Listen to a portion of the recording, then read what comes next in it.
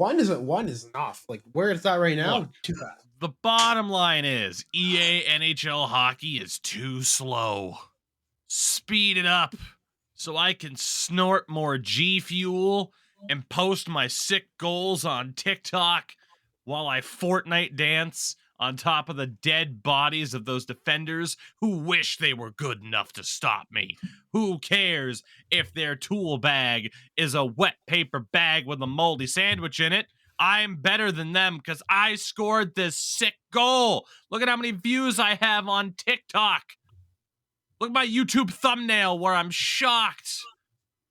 Oh my god. Because I scored a sick goal. I hate that. I hate that I so fucking much. hate like the thumbnails. I can't stand the fucking They're the best, aren't they? them holding the fucking hut pack or whatever. I can't stand that. I've been vocal about that, like entirely. Just and it works. That's the thing too. It works for creators, and they get views off of it. And like clickbait. Man, just I don't know. Clickbait culture. Fucking despise it.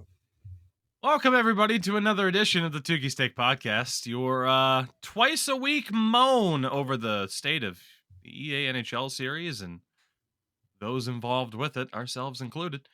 We are back again to talk about what was like half a weekend's worth of hockey. There were no games on Sunday. It's really weird to me. Did either of you see a reason for that? Where it's just like, we're taking a week off. I think everyone was too busy watching the 23 hours of Chell. They were. What a time that was. Oh my god. Just get 8,000 people begging for codes. Jesus Christ. I'll tell you, I'd make more money if I had 8,000 people in my stream nightly.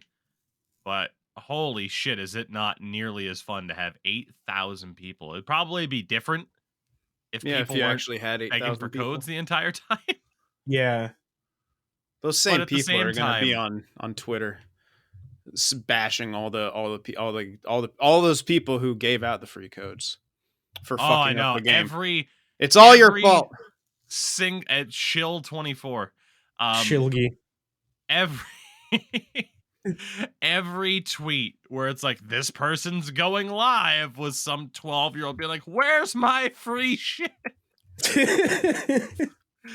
I think the best part about that is that when Sports Gamer GG, when Keanu finally got his chance to go, it was like so late enough that everyone went to fucking bed. And I'm like, oh, where are my loyalty packs people now? Like, come on, like cry a little bit. And then the next hour they went right back to it. I'm like, holy shit.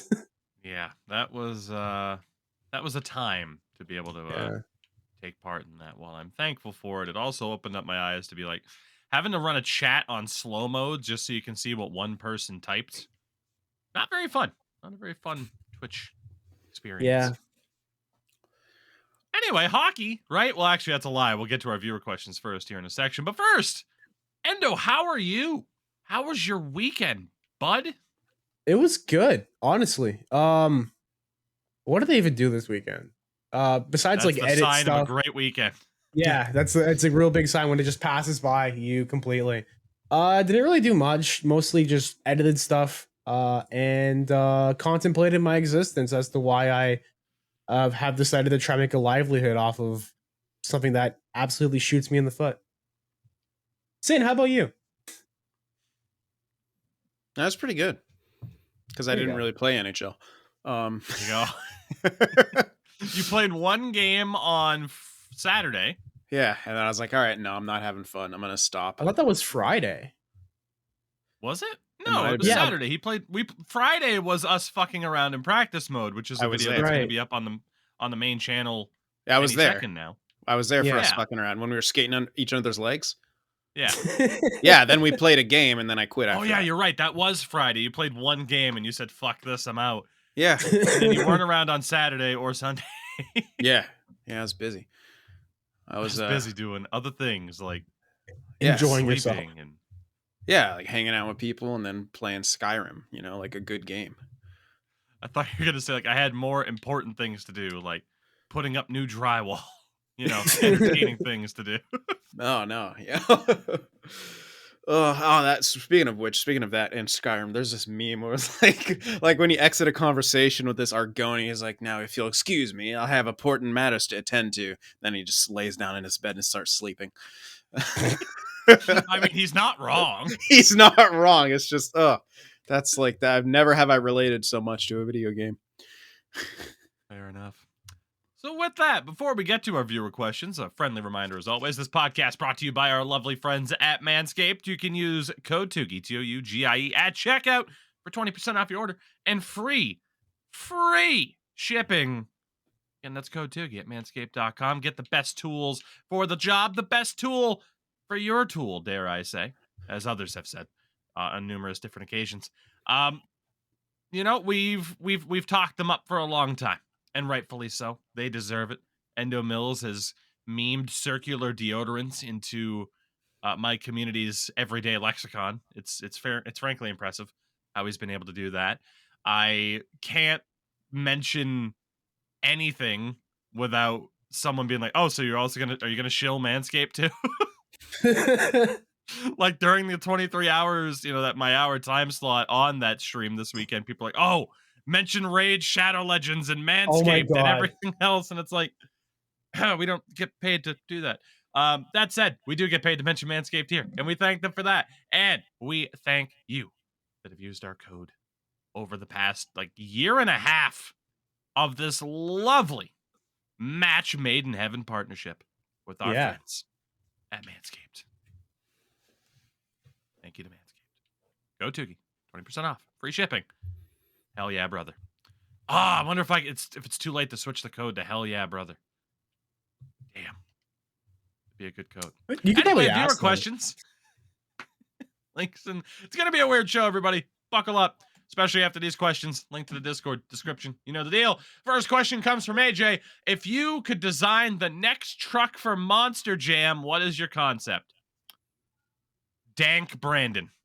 Give me Joe Biden smoking the fattest blunt, kicking Ron DeSantis in the chest. So the way you would have all that eagles flying out of his asshole. Oh my god. That's where I'm at.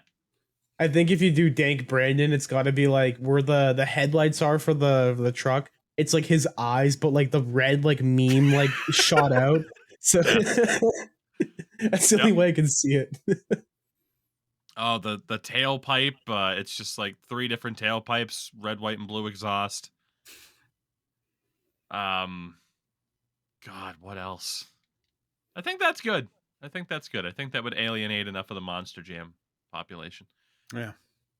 Any ideas that can top that, boys? Good luck. No. I thought it was oh, do we design the fuck? A monster truck's just a monster truck. I thought we had to design a new truck. I was like, it's big and has big wheels and it runs over shit. It has bigger wheels. Yeah.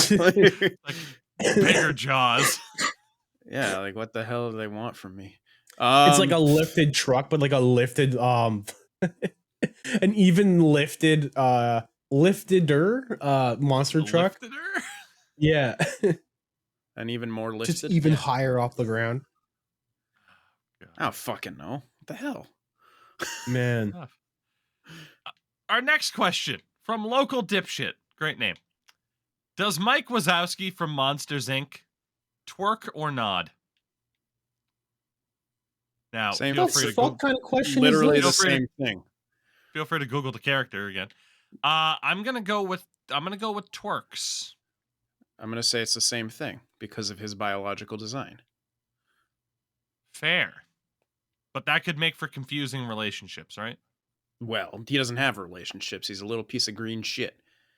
His only relationship exists in a world where they harvest human emotions. They're pretty evil if you think about it that way.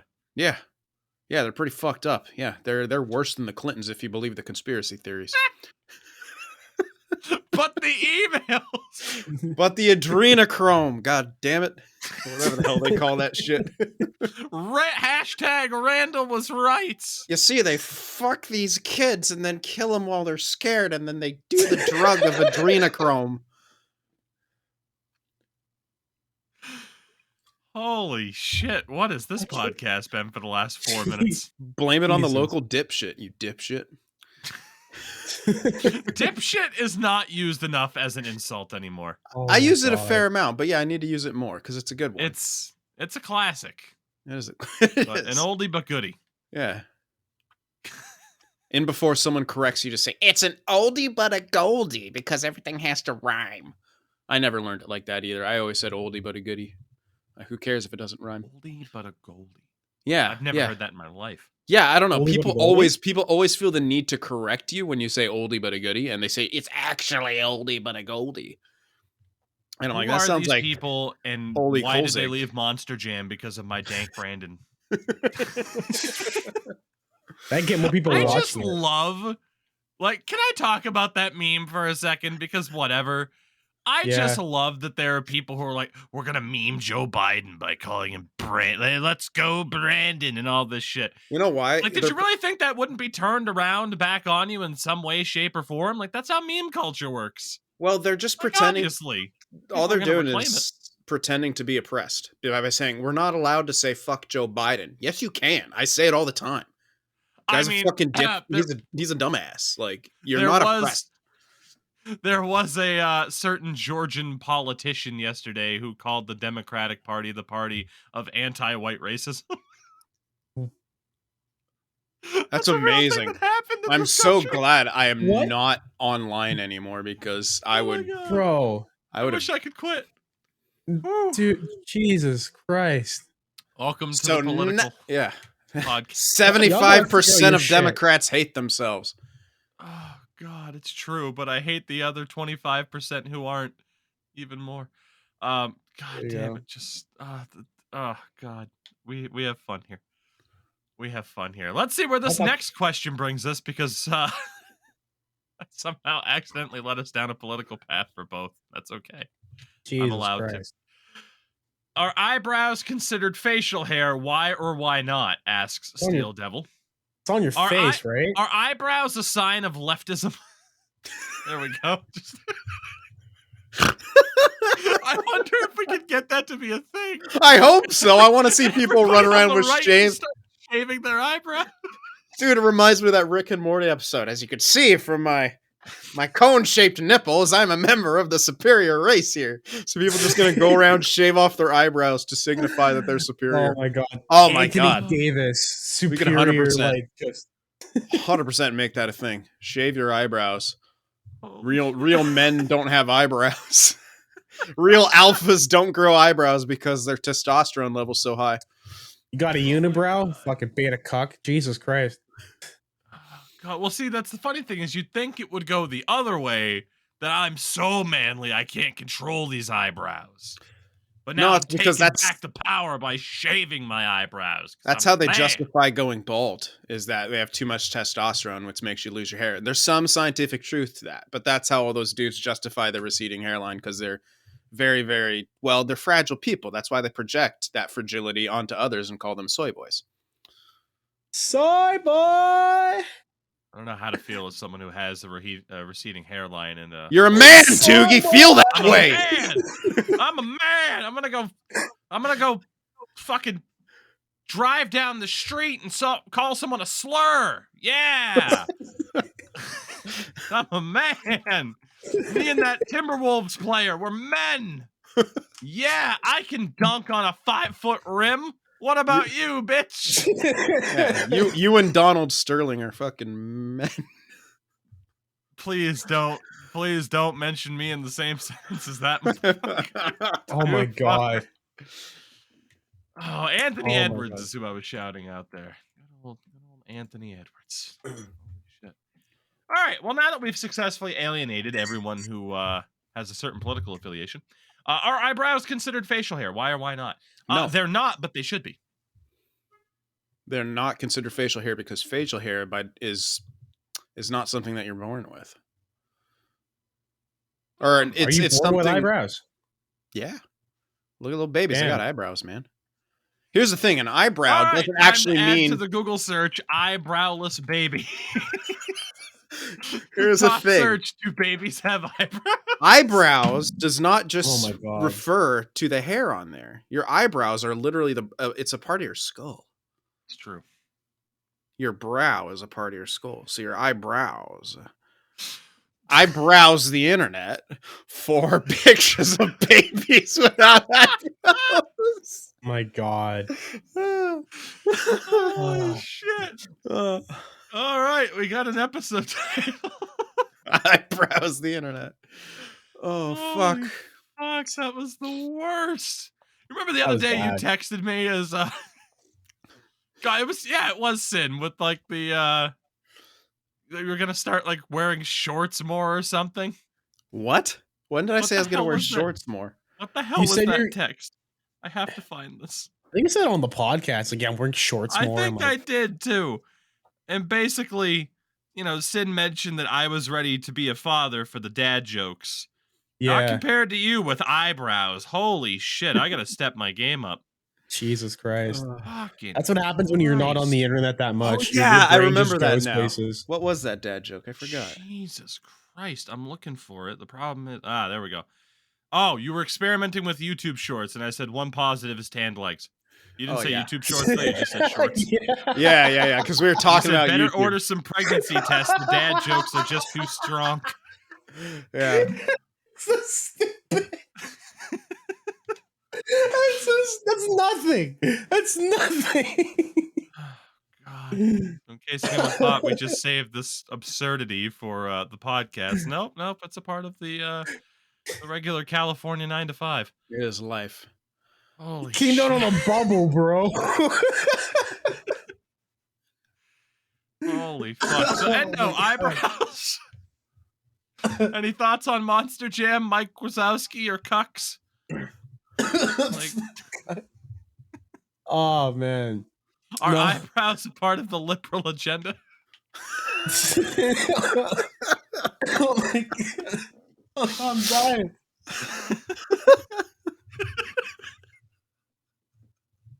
They got no eyebrows. On the left, they got no eyebrows.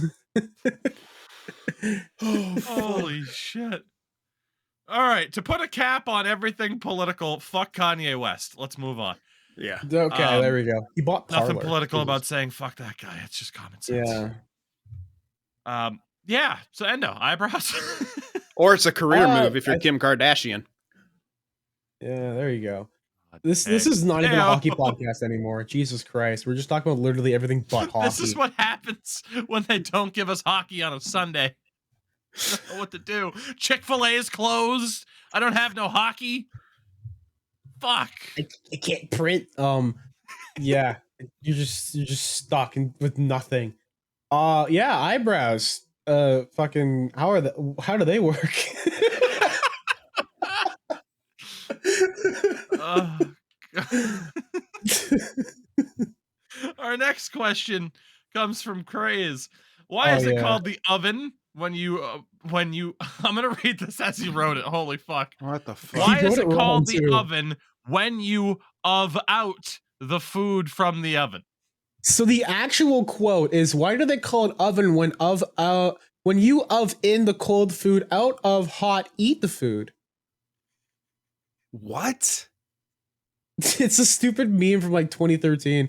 There's the most popular image of it is a Garfield strip where it's John Arbuckle, the cuck that he is. It's a Garfield strip. Lasagna out of the oven, and he says, "Why not a Gazorp Field strip?"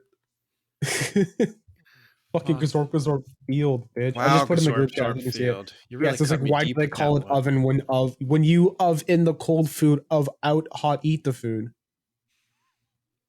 That definitely sounds like a 2013 meme. Yeah, it does. It is. It's just the most brutal, disgusting, and it's just going to be black and white, hand drawn.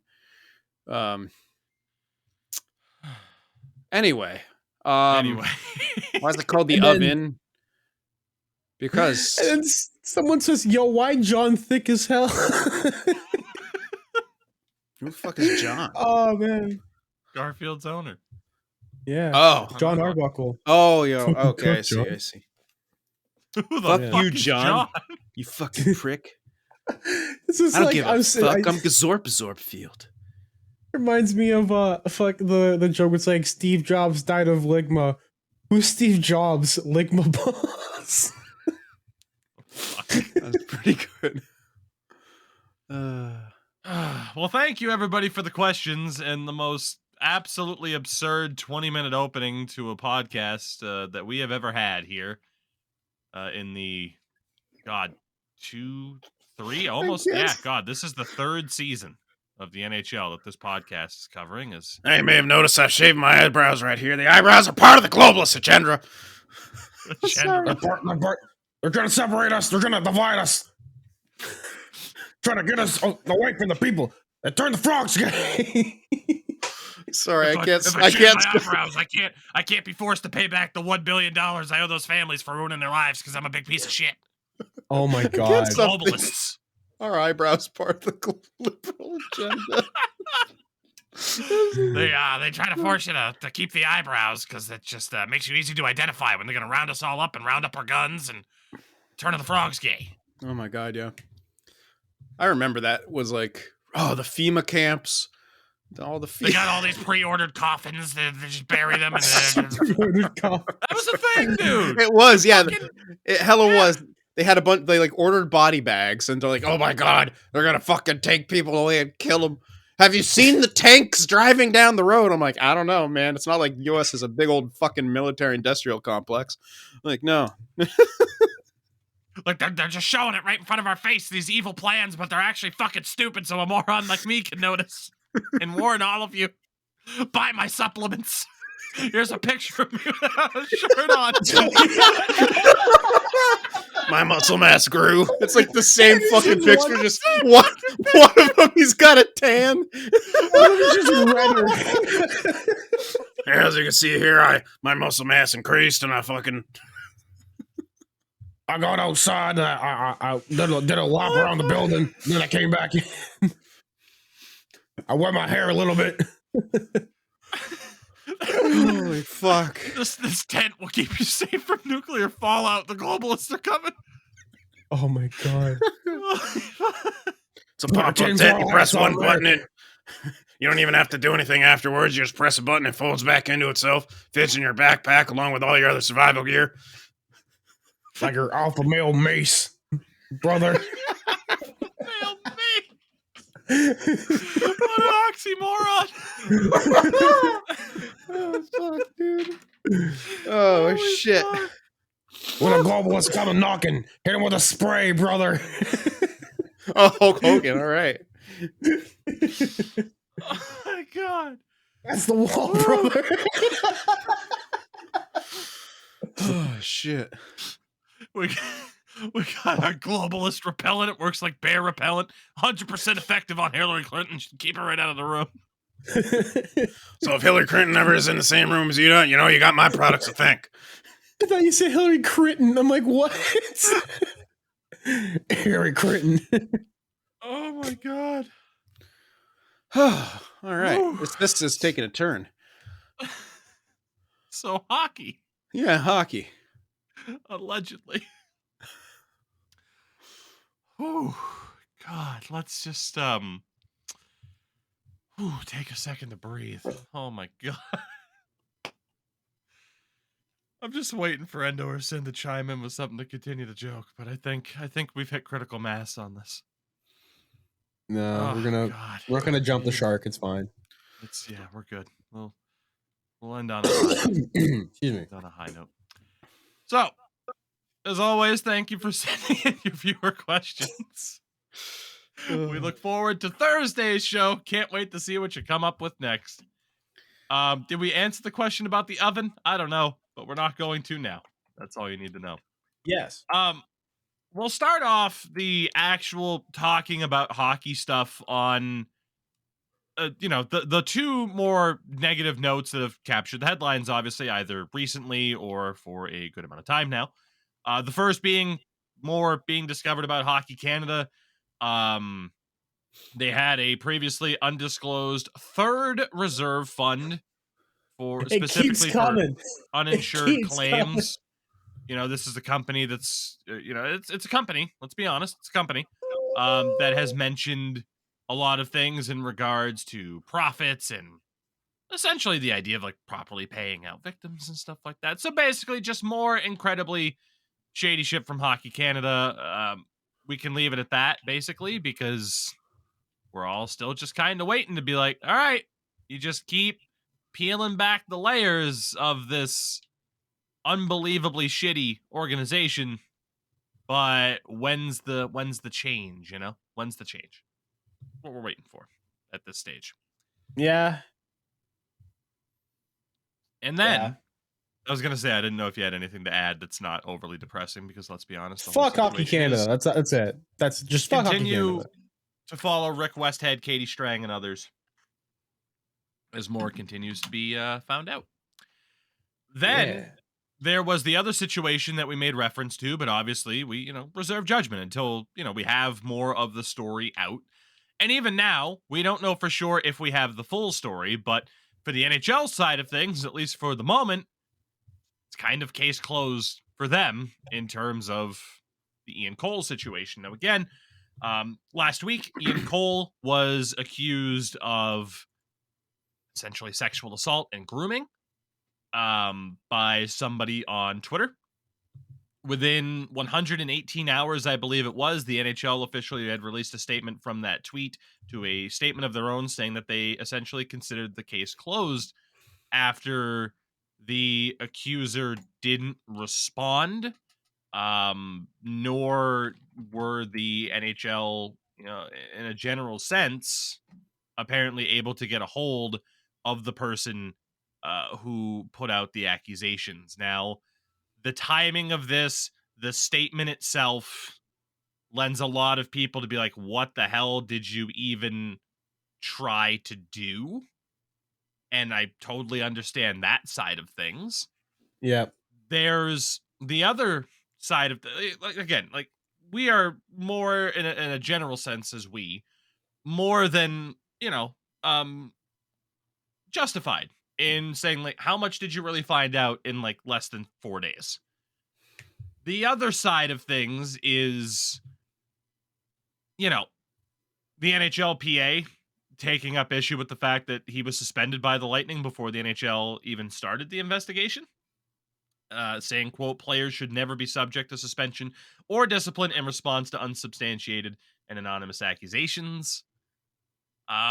If we assume that the allegations are true, it is possible that the person behind this didn't want to fully go into discussions, but wants to move on, doesn't want to deal with an investigation, the baggage that comes along with it, and maybe just wanted to put a spotlight on Ian Cole so that people were aware and that he wouldn't be able to continue any potentially predatory actions if he was in fact undergoing those. And look, there's the fact too, because we don't know, like, hey, if this is false, then, well, Ian Cole got a raw fucking deal on this one. It's just one of those things where, it's something that's brought up, and depending on how you read the statement that was put out from the initial accuser, how you read the statement that the NHL puts out, especially in the time frame that they put out there, it just kind of leaves you feeling shitty one way or another, is the best way to kind of sum it up right now. But what we do know for sure is that Ian Cole is going to be playing for the Tampa Bay Lightning unless something else comes out. Yeah.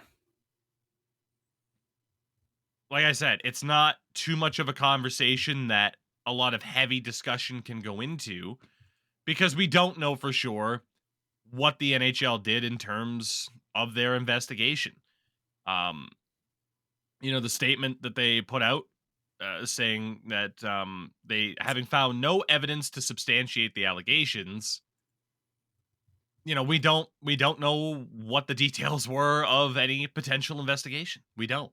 But certainly from a public facing standpoint, sure does seem like, I don't blame people for being like, oh, cool, they tweeted the person to respond, and when they didn't respond, that was it. So it's worth bringing up because it is one of the biggest stories in hockey over the past week. But for the moment, we have nothing else to necessarily go on. So it's worth bringing up. it is worth keeping an eye on. But in terms of whether or not anything happens from here, who knows? Kind of where we have to leave that. So I don't know if you two had anything else to add to that particular discussion before we get into actually talking about the games that took place on Friday and Saturday and the events along with that. But that's where things stand with that particular topic. Yeah. The NHL taking issue with him getting suspended by the team. Do they have, I don't know. I think it was actually a decent thing for the team to do. Like, hey, we're not going to do anything with you just in case. Like, I don't know. Like, it wasn't the league punishing him. Like, what's the NHLPA getting all upset about? Don't they work at just, well, I guess they do defend. I don't know. I feel like it's a team decision. It's not like a punishment from the league. Right. No, I agree with that in terms of how that could be viewed as a little bit interesting. Yeah. At the same time, I also, regardless of the optics of that, I can understand the NHLPA's position. Yeah, no, I get it. I was just, are we going to hold every player out who's accused of something on Twitter? Like, where's the line? Do you want to set the precedent? Not to say, again, I'm not sitting here saying one way or another that I'm like, oh no, I think this was just some random troll account. I'm not saying that, but it is that idea of, and people were, essentially joking about it in a sense of, if you set a certain precedent, it's like, oh, cool, Game 7 of the Stanley Cup Finals. Let's just say the star player, some bot account comes up. It wouldn't be that difficult for someone to create essentially a hoax of multiple accounts corroborating stories of a star player being accused of something, and then a team being forced to sit that player out in a crucial game or something like that. So I get the NHLPA standpoint there. At the same time, if you're suspended, there's a lot that goes into that as well from a financial standpoint. So it's just, there's no real clarity based off of what's happened here. There's no great kind of example of like, okay, here's how things are going to be conducted moving forward. You're just kind of left with like well, fuck, I hope it's not true. And if it is true, this doesn't feel right. It's just, I think gross is the right word for it. It just leaves you feeling gross because it's another set of accusations coming out against an NHL player in what has been a consistent parade of accusations over the last year. Yeah. You hit it right on the head. In terms of the hockey itself, unless Endo, you got anything here? No, you hit it right on the head. That's perfectly it. Yeah. Like I said, it's one of those things where I agree the idea of this show, hey, let's have it be more positive. Let's talk about hockey. Let's talk about whatever the fuck we talked about for the first 20 minutes of the show. Jesus Christ. At the end of the day, this is just three friends fucking hanging out, shooting the shit. Oh, and hockey is sometimes the topic. But when a story is that big, you do still have to acknowledge it in the very least. I wouldn't want to not talk about it and have someone just presume that we take the NHL at their word at a base level, because Hockey Canada, the NHL themselves, have proven that can be a dangerous tightrope to accept a league stance just at face value. Yeah, and in terms of doing what shit happened, about Chicago either. Yeah, that's kind of the primary example, isn't it, of why that's dangerous? Yeah, I'm like, why do we expect them to do anything? All we should expect the NHL to do is protect the teams. All we should expect the teams to do is protect themselves. All we need to expect the NHLPA to do is protect the players. That's literally what they're there for. They don't care about victims. They care about their fucking image. You're not wrong. And that's why anybody that's, that's of that standpoint of like, what the fuck? Did all you do is just tweet the person, and when they didn't respond, you said case closed? People are right to think that way. They are. Mm-hmm. I mean, it's just the precedent is there as to why someone would think that way, essentially. Yeah. I mean, yeah. I don't know. It's Ian Cole. I feel like if you're looking to make a big splash, you'd target, if you're trying to make some shit up, you'd definitely target someone other than Ian Cole. Right. No offense to Ian Cole, but yeah. No, you're not wrong. I mean, I agree with that sense as well. You know, like I said, people talking about that hypothetical of like, oh, a star player. It's like, this wasn't a star player. This was Ian Cole at the tail end of his playing career. So yeah, that just sucks. It just sucks that nothing was really going to come of it. Like, and it's for a variety of reasons. It's not the victim's fault. It's not anything. If they don't want to talk about it, you know, they don't want to talk about it. Yeah, I don't know. It just sucks.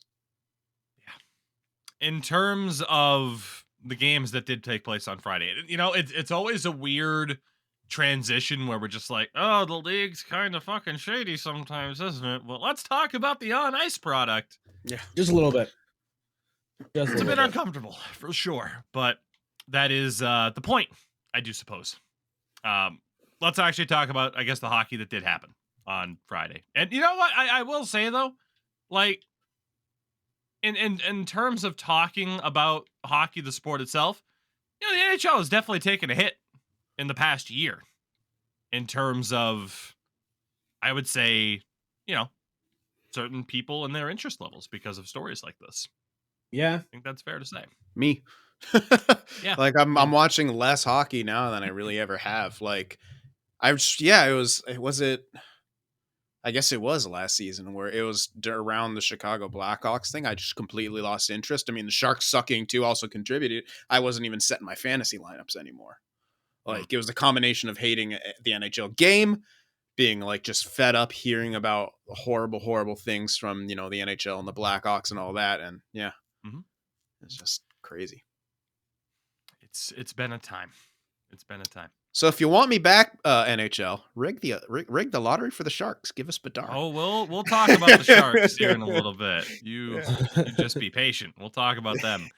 Let's start off with the action on Friday, though. The first game, you had the Lightning beat the Blue Jackets 5-2. We'll talk more about the Jackets in a minute, but Stamkos scored 2 goals in that game. He has 3 on the season already. We'll talk more about Stammer in this podcast a little bit later on as well. A little hint there for something coming up for the boys that I didn't put on our little run sheet there. The Red Wings shut out the Habs 3-0. Billy Husso gets the shutout. I think his first as a Red Wing. Elmer Soderblom scored his first NHL goal. Michael Rasmussen scored his first of the season as well. They are on a line together with Oscar Sundqvist, which is the largest forward line in NHL history, which is a fun stat. Like, it's just really? 3. Are they? It's just 3 big boys on a line. It's the WWE meme of big meaty men slapping meat. God damn, we got to show Sin that clip, by the way. Yeah, they're huge. Elmer Soderblom, 6'8", 246. Damn. 21 years old. Yeah. Oh, he's Jesus. a big boy. Jesus. Damn, Center Michael Rasmussen is 6'6", 221. Fuck. And then Sundqvist is 6'3", 209. So it makes 6'3" sound like he's a fucking... Yeah, he's a midget. You know who they need? Yeah. They need a trade for Douglas Thompson. Is that his name? I don't know who that is. Oh, Tage Thompson. No. Endo, you need to know this. He's in your Curtis Douglas. Thank you, Douglas. Okay, I knew there's a Douglas in there. Yeah, he has Douglas.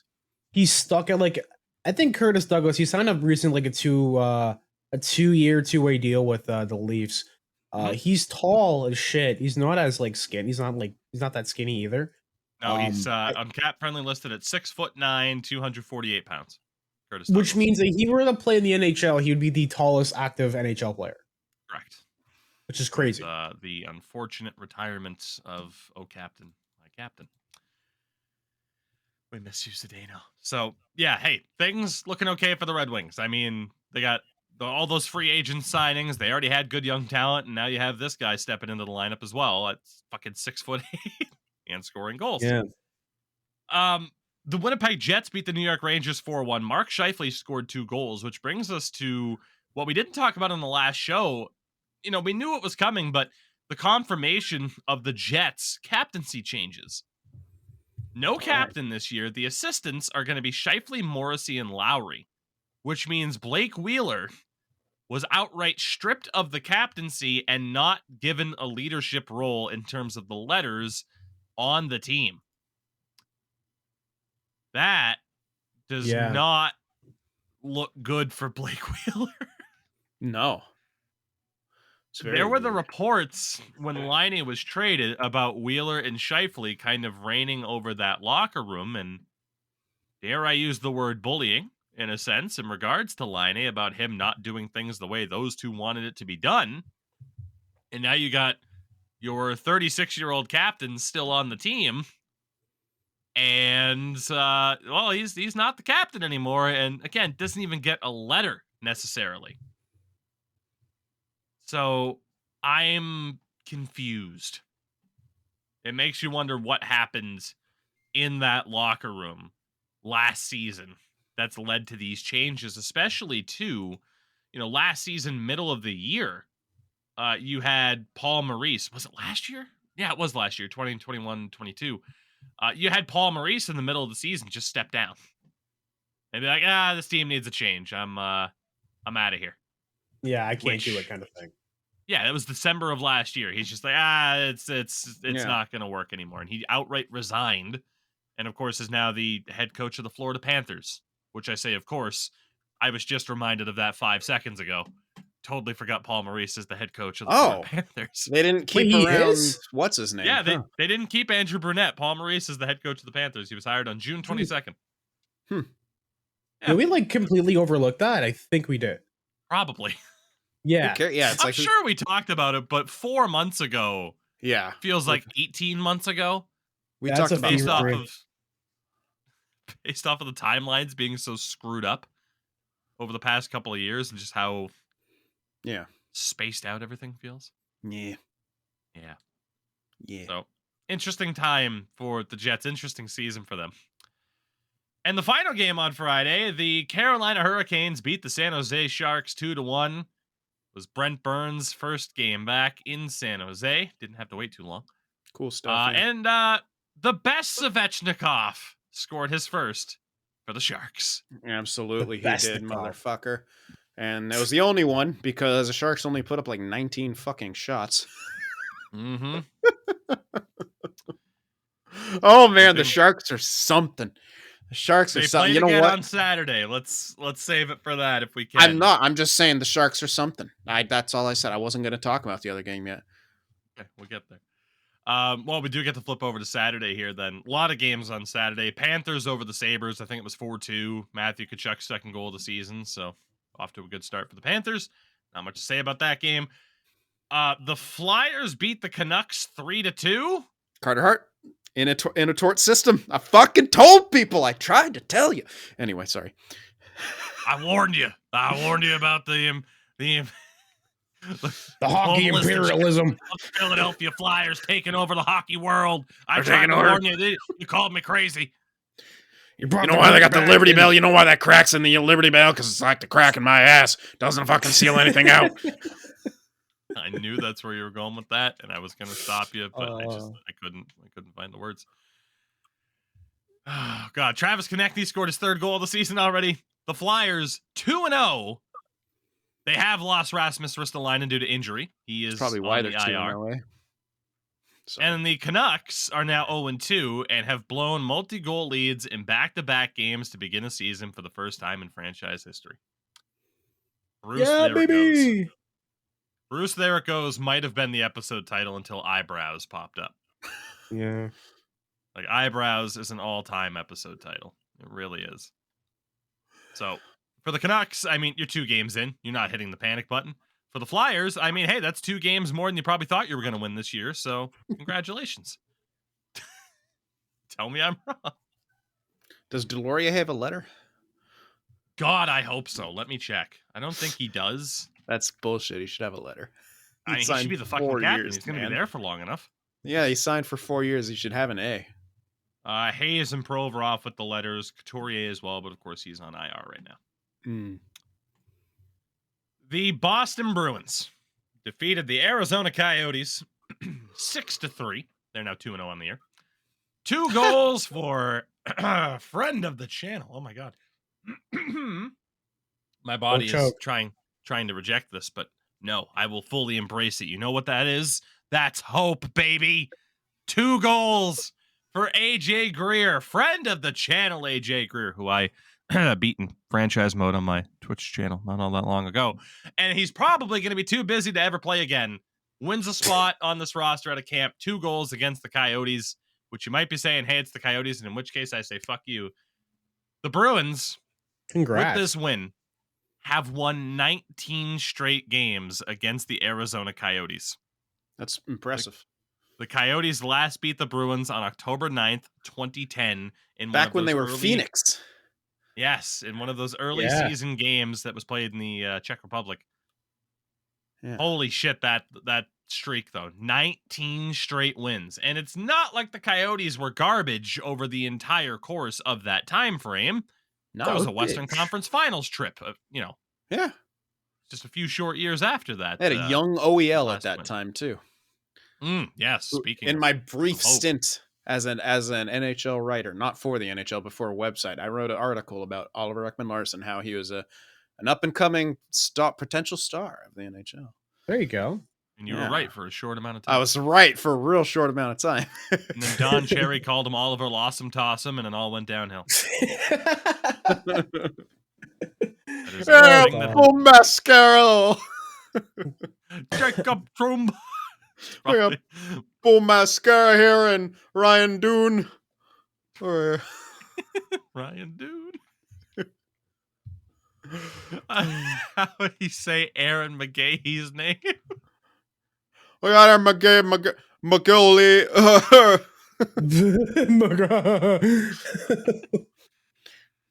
Oh man. God. Beautiful. What a guy. That was problematic, but holy shit, was he just the best at butchering names. Entertaining. The Detroit Red Wings beat the New Jersey Devils 5-2. They do lose Tyler Bertuzzi to injury. While they say it's an upper body injury, every Red Wings fan will tell you he basically broke his hand blocking his shot. He's going to be out for 4 to 6 weeks, which is pretty rough for them. I feel like, one way or another, he just finds ways to not stay in that lineup. That said, the Devils are more of the talking point here. Oh, I get it. I get the joke. Nice. He always gets his shot, though. Yeah. One of these days, I get it. A real shot at staying in the lineup, right? Funny. Funny stuff. Funny stuff. We should title this one the political episode. Should just title this episode the liberal agenda. Oh my God, we might have to. We might have to. The talking point out of this is that Devils fans have already been heard chanting, "Fire Lindy." Good. Already calling for Lindy Ruff's head as head coach of the team. Lindy Ruff has been the head coach of the team since July 9th of 2020. That's it. 2 years, obviously a weird couple of years. Devils fans have already had enough. I would have too. Ruff. They should be much further ahead of where they are. I'm sorry. They should be further ahead. You look at that lineup. Goaltending is questionable, sure, but the rest of that lineup, man, I don't understand why they're still struggling. The Wings are a comparable team to where they are right now, and they kind of got smoked. In his first season, which was technically the COVID shortened season, it was the East Division. They finished 7th, didn't make the playoffs, and then last year in the Metro, they finished 7th, didn't qualify for the playoffs. 27, 46, and 9 on the year for the Devils. Yeah, I agree. That's not good enough for where that team could be. They should be a team pushing for a playoff spot, not their bubble. That's on the bubble at best. Yeah, definitely. Their bubble potential for sure, and severely underperforming. So I got Jack fucking Hughes, man. Goddamn. The kid is special. Jack Hughes, Dougie Hamilton on the blue line. You have the offensive talent. You have guys like Damon Severson, Jonas Siegenthaler to really kind of shut things down defensively. Yep. They should be much better than they are. So in terms of coaches on the hot seat, he's probably the first that comes to mind. I mean, how could he not be when fans are chanting for him to be fired 2-3 games into a season? Yeah. We'll see when that first domino falls. The NHL has been a bit weird. You know, like it's not quite like some years it feels like teams are just like, nope, this is our guy. We're holding on to him. And other years it just feels like teams like, all right, yeah, screw it. This isn't working. Let's make that change. Yeah. You never really know when that first domino is going to fall. Washington over Montreal 3-1. Nothing crazy. The Caps did sign Sonny Milano. He'll be assigned to the Hershey Bears, I believe, which is an interesting signing because he spent camp with Calgary on a PTO. Yep. A lot of Flames fans that I've seen feeling like he just didn't put in the effort. Like, dare I say, a lot of Flames fans throwing the word ego around. Can't say I watched Flames preseason hockey, but that's been a lot of the takes that I have seen out there. And as someone who's a big fan of takes, TM. Yeah, I wonder why he didn't stay in Anaheim. I thought he and Zegras had some nice, little plays together. Obviously, the Zegras flip, but yeah, right. Iconic. I mean, Milano last year had 34 points in 66 games. Like, it's not like he was insane. That's not bad though. That's like a good fourth line production right there. Fourth line? Really, you kidding me? In 66 games played, 34 points, man. That's like third. It's middle six. Yeah, like that's kind of nuts that he PTO'd. And then he's going to and it has to be something with his. Wait a second. Let me look up Sonny Milano. How tan is he? God damn it. I'm just saying. There's always an attitude problem with people who are of, not the right complexion in hockey. I'm just saying. Don't tell me about my struggles. I'm not. You're gonna man. You're not in the NHL, Endo. Okay. Yeah, why do you think that is? I could have done it. Shit. The liberal agenda. Hoisted by my own petard. Remember, I wanted to hold back an entire generation of people just so that's right. That's right. I remember. What the heck is? Fuck this guy. I should have been the first. Such a shit. Willie O'Ree, set the fuck down. Oh my God. Screw Willie O'Ree. I wanted to be the first black player to score a goal. You, it's my day. Holy hell. Shit. The Toronto Maple Leafs beat the Ottawa Senators. Justin Hall did a good, and Matt Murray's already hurt. Endo Mills, your thoughts? Plan the parade. No, it's unfortunate. I mean, Matt Murray was kind of injury prone, so I mean, him going down already is scary. But it does mean that the Leafs have the most LTR available to call up guys like Nick Robertson. They called up a few people. They called up him, Victor Mete, and I think Chalgren as well.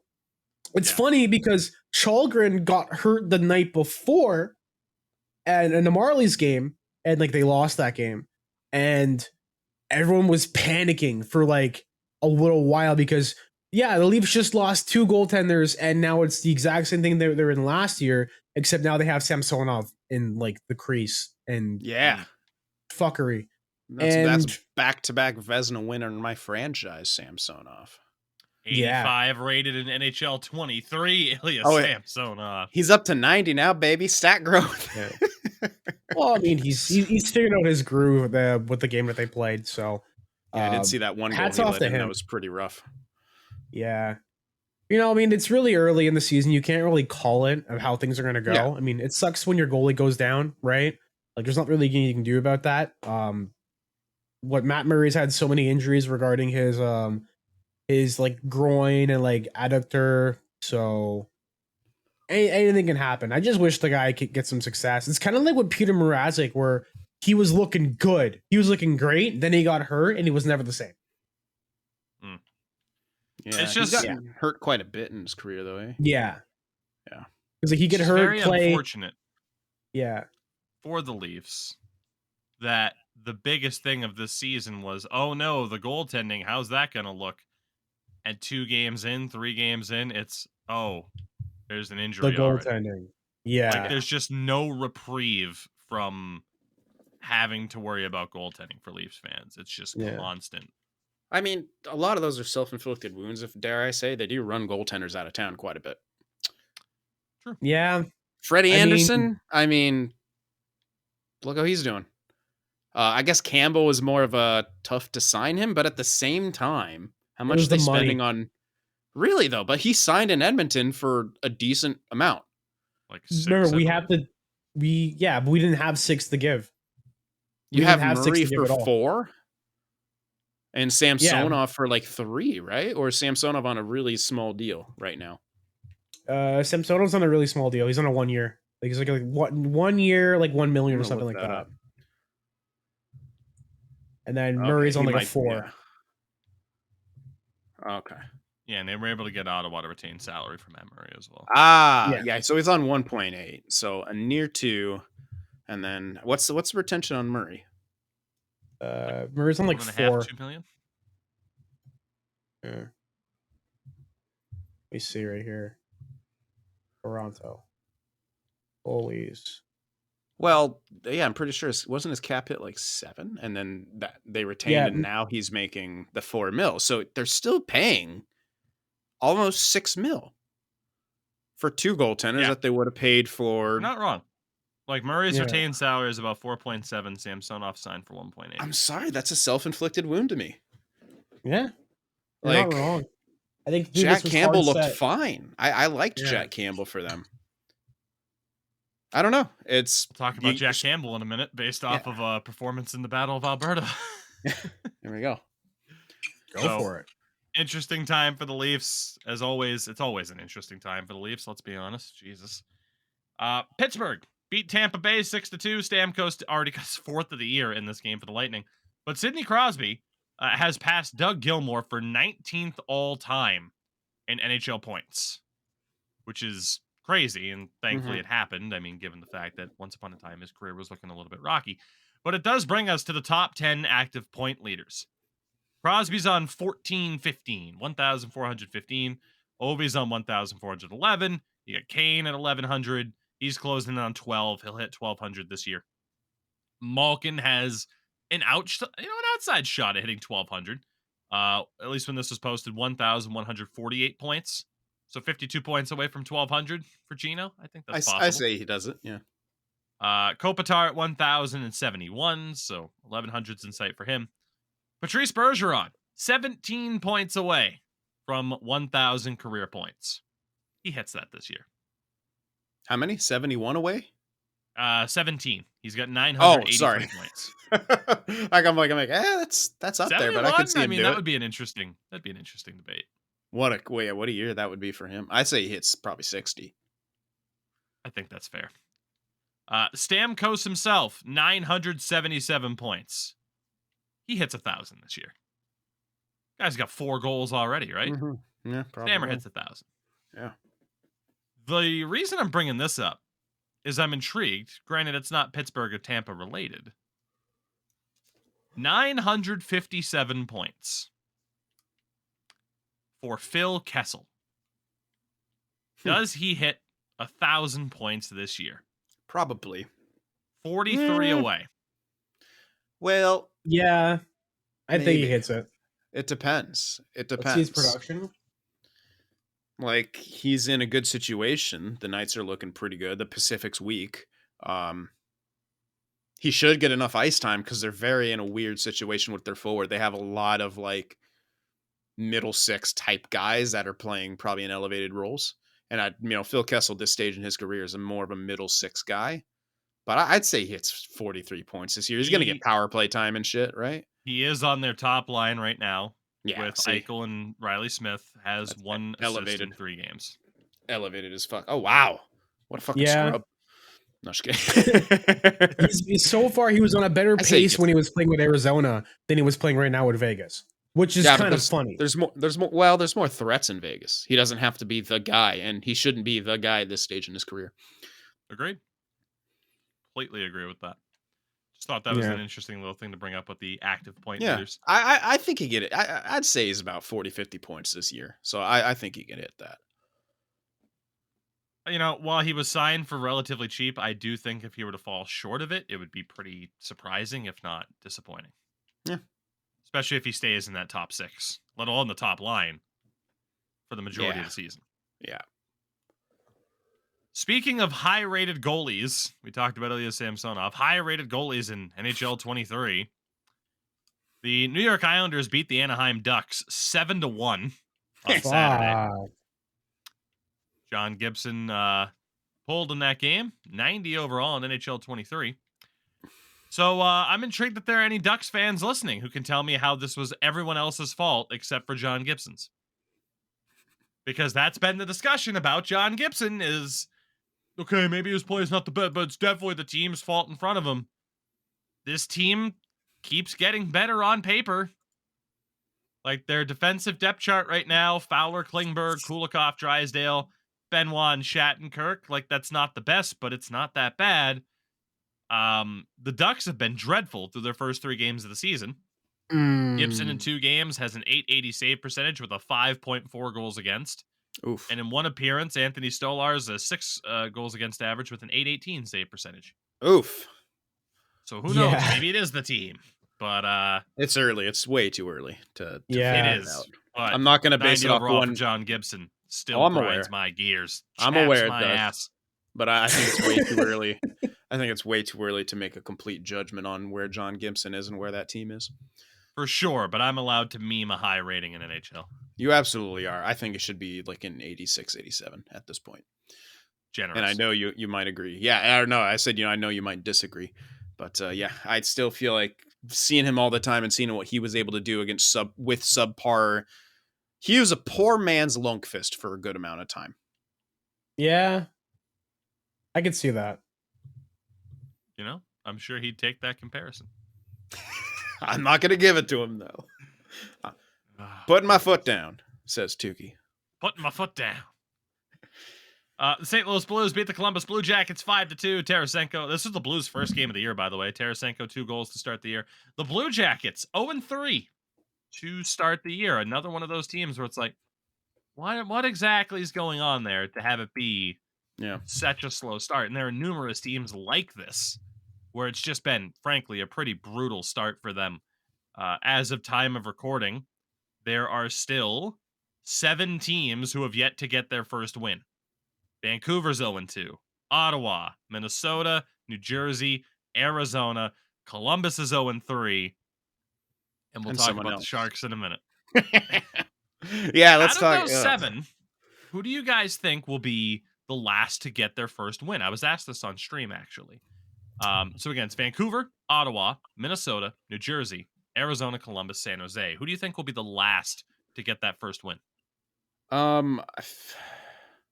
Shit. I have to look at schedules. Let me just look at the Sharks. Let me see. New York and New York on the road. Sharks. Facing the Islanders, who are on the road, who are decent and good enough defensively, and the Sharks aren't going to be able to do jack squat against them. Then we're facing Shesterkin. It's going to be the Sharks, the last one to get their first dub, I think. It's going to be great. So basically, if it's not the Sharks, that team should be relegated to the AHL.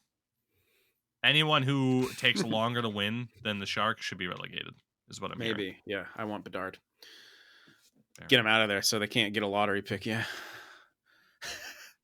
The LA Kings beat the Minnesota Wild 7-6. The fuck? Wow. Adrian Kempe, 2 goals for the Kings, 3 on the season already. I don't even know how to talk about that game aside from just it was 7-6. Have to ask Crash, yeah. Like you got Tom Brady NFL wise talking about how the standard of play across the league has been pretty poor, which is why so many teams are at 500. I think that counts for the NHL as well because Jesus Christ, a 7-6 result. Granted, first couple games of the year, but figuring it out. Let's see. Had Dallas over Nashville 5-1. Rupe Hintz with 2 goals. Mason Marchment already has 3 on the season, so Ottinger proven last year wasn't very fluky. Ottinger, was named one of the 3 stars of the week alongside Crosby and God, who was the defensive? I forget who the defensive was. I cannot believe he was sitting as far down in fantasy as he was. Ridiculous. Anyway, sorry.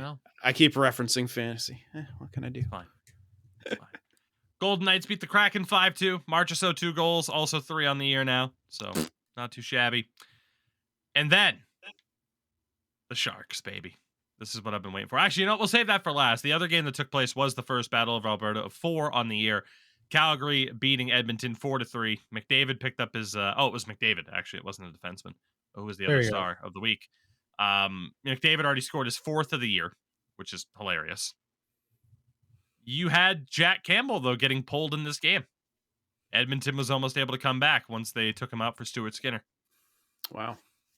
Interesting start. Picking up right where they left off in the playoffs. Yeah, Oilers, Leafs, like they just can't escape the talk of what the hell's going on with their goaltending. They can't do it. Yeah, especially when they play each other, man. Like Markstrom was great in Dallas, and then he... Yeah. Final thing to talk about on the show. The Hawks beat the Sharks 5-2. For Chicago, Sam Lafferty, 2 goals. Shorties, by the way. They were both shorties. Were they? Yes. Yes. And also, I want to back it up a little bit, and I told you to put this on the sheet, and you didn't. But the home opener, when the Sharks played Carolina, Erik Karlsson and Logan Couture were both booed. Yeah, I forgot to put that there. Sorry. Mm-hmm. That's your thoughts on them getting booed? I think it's stupid. I can understand some of the frustration. But I don't know. I always feel like booing your own players is pretty stupid. I mean, Flyers fans booed Ryan Ellis, who's out with injury and whose career might be over. So you got good company. Yeah, but that's the. I don't want to be in company with the fucking Flyers fans. You kidding? It's the worst company to be in. They throw shit on the ice, like memorial shit on the ice.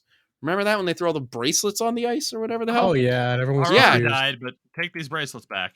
Yeah, fucking. Yeah, I feel like.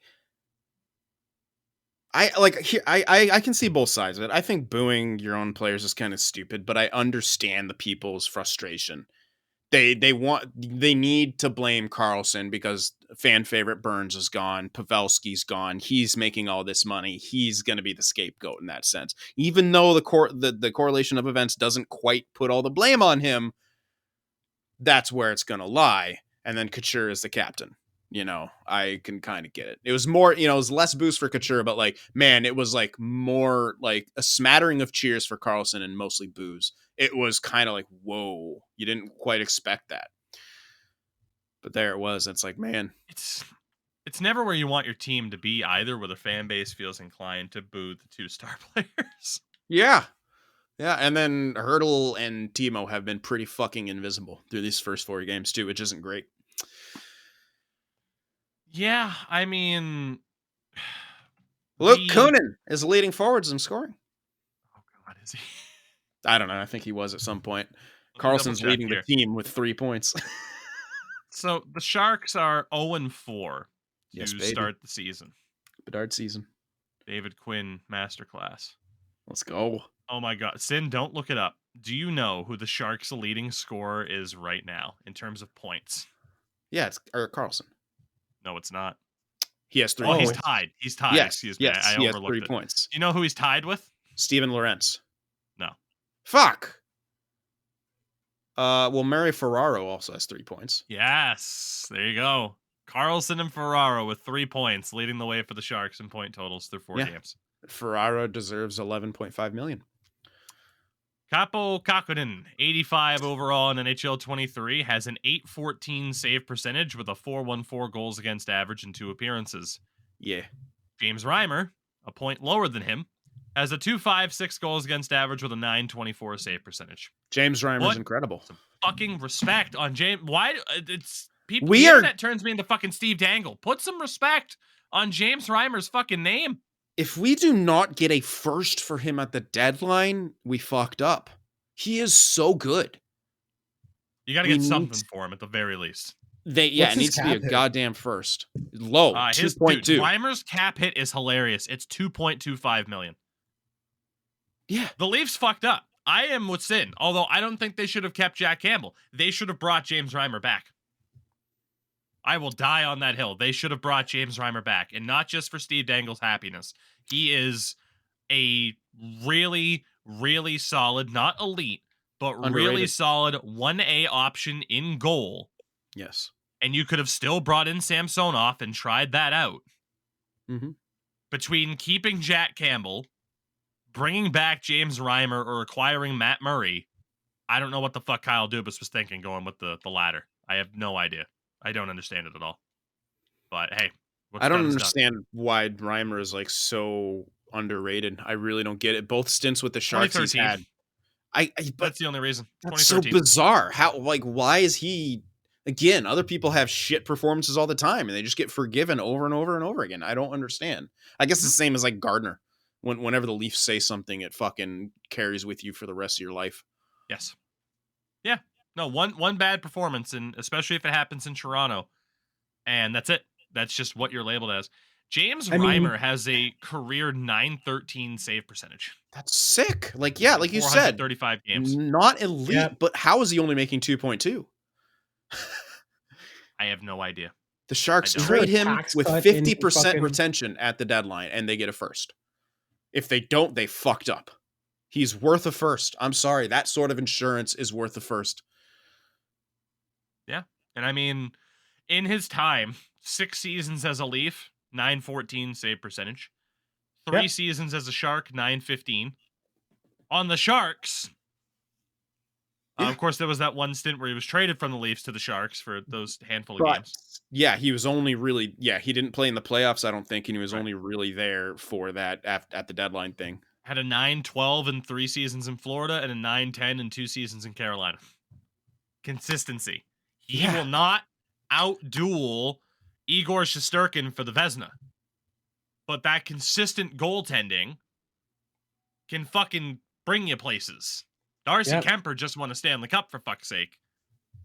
James Reimer.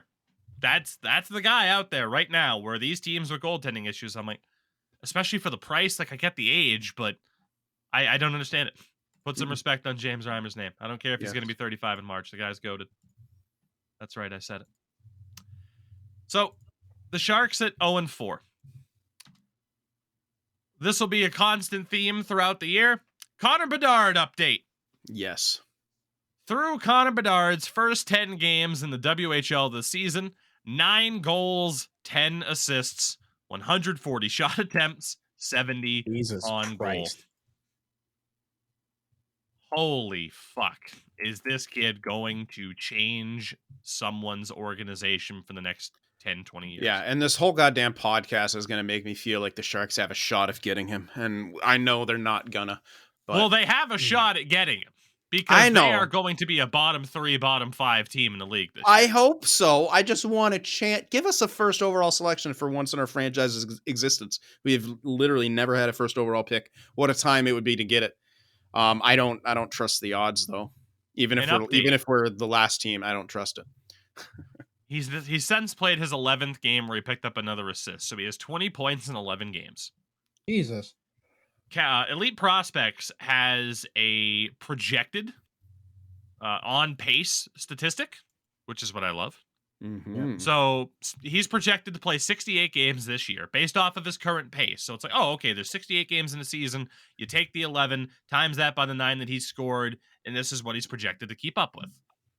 He is projected to score 56 goals this year in 68 games with 68 assists, 124 points.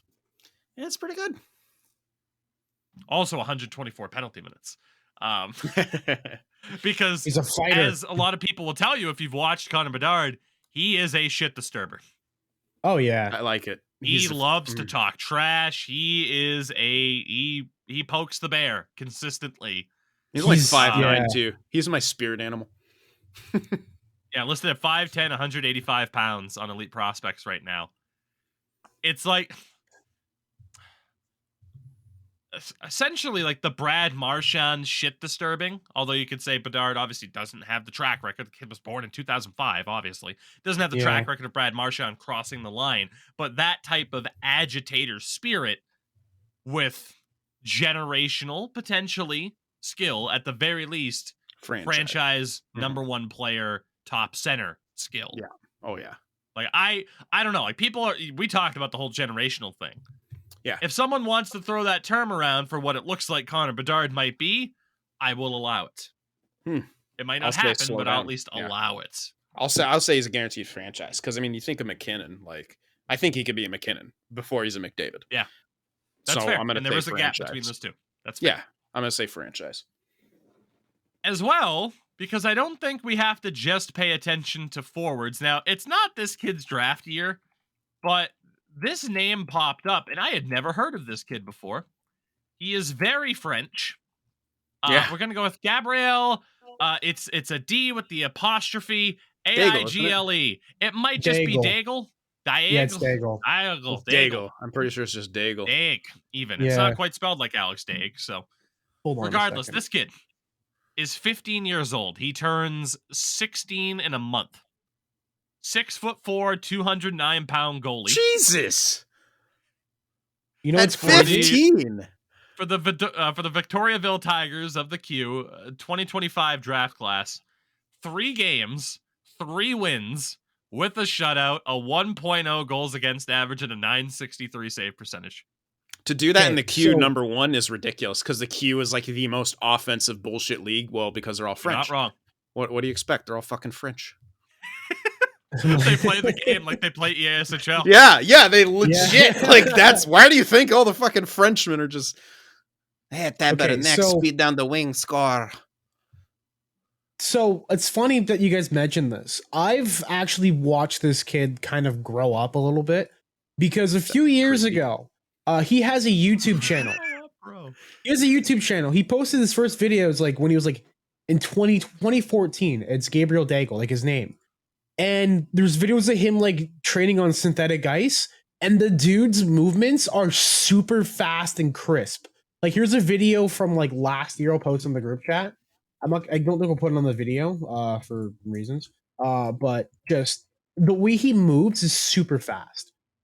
He did some stuff training with Marc-Andre Fleury in the off season, and so there was always something about this kid that was just kind of different. How fast and crisp his movements were. Also, he has some good pad style as well, too. There's also that factor.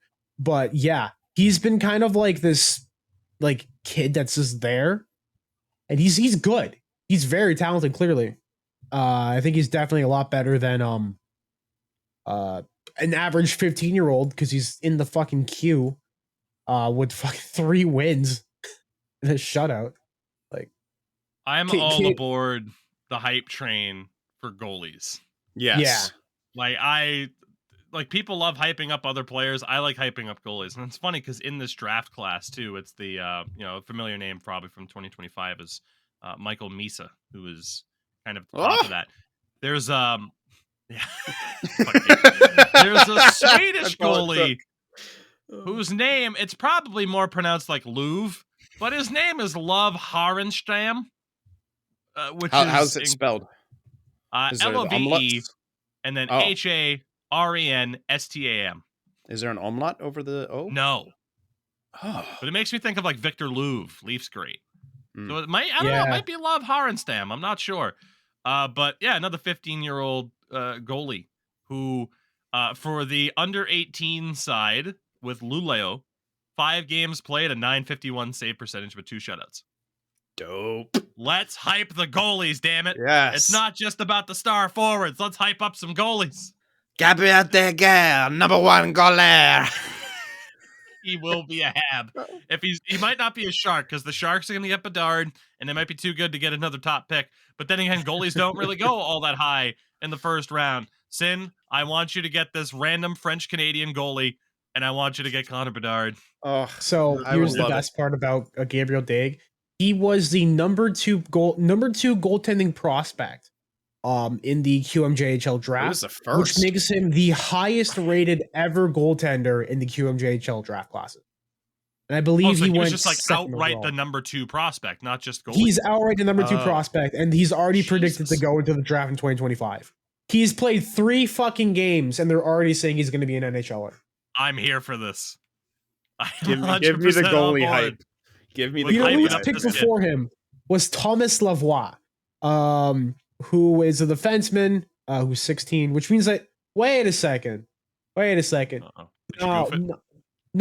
I got my stuff right. Because if he's what's his birth year? 2006. If he's 2007, I don't think he is. Late birthday for Daigle. Yeah, late birthday. I was gonna say if he's 07, that means he's the first ever like QMJ like early access guy to go that high as a goaltender too. But he's just regular. I like the term early access for players. Yeah, early access. Isn't it exceptional status? Yeah. That's still impressive. It is. Gentlemen, I'm glad we were able to get this podcast back on track after this 20 minutes. We got some. Yeah, well, the globalists want to take us over. And no, anyway. The globalists want the Sharks to be good. They play in the SAP Center. You know what the SAP stands for? SAP. And I won't be a sap. You don't have to be a sap either. Get this 10. It'll keep you safe from nuclear fallout. It also has a porthole. I won't tell you what the porthole's for, but you know our sponsor. Holes for Trolls, proud sponsor.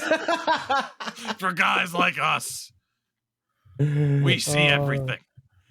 And speaking of seeing, you can see Endomills on Twitter at Endomills and twitch.tv/Endomills, ENDOMILLS.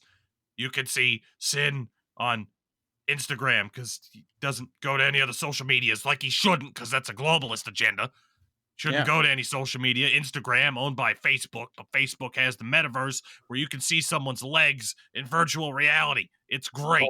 It's a good time. Buy my products on Meta. You can also follow him on YouTube at Sin for the Win Productions. That's SYN because he was an edgy kid. That's a C. Thanks. It's a C. I mean, I'm a little bit. Oh, I can't say that word again. I'll get canceled. You know, the globalists always about that cancel culture. And you can follow Tougie24 at Tougie24 everywhere.